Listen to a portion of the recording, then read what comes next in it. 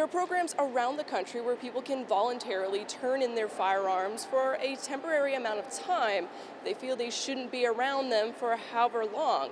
But this legislation would create protections for the dealers that they turn them into. How the program works is that someone can bring their firearm to a dealer to sign a contract to say that they'll hold on to their guns for however long they agree to if someone feels they can't be around them. At the end of the contract, the dealer gives it back. Since it is a voluntary program, there's no official determination of if the person is of sound mind to get the guns back, which some fear will lead to lawsuits. And we want to remove any hesitation that that dealer may have about giving the gun back and limit his liability, because obviously if he thinks he's going to be sued, if he has a gun and he gives it back to you. A veteran who came to testify says that Louisiana has a high rate of veteran suicides. Caleb Morris is a firearm retailer, and he already partakes in the program to help reduce that number. That by giving time between the thought and the process to actually picking up the firearm, because roughly 80% of suicides in Louisiana are done by firearm, we can increase the time of life and decrease the risk of that suicide. The program also allows for someone else to bring firearms for a loved one to temporarily hold. There are still laws on the books to have law enforcement take firearms if someone is a danger. The bill was supported by veterans groups as well as a researcher at LSU, and it passed the committee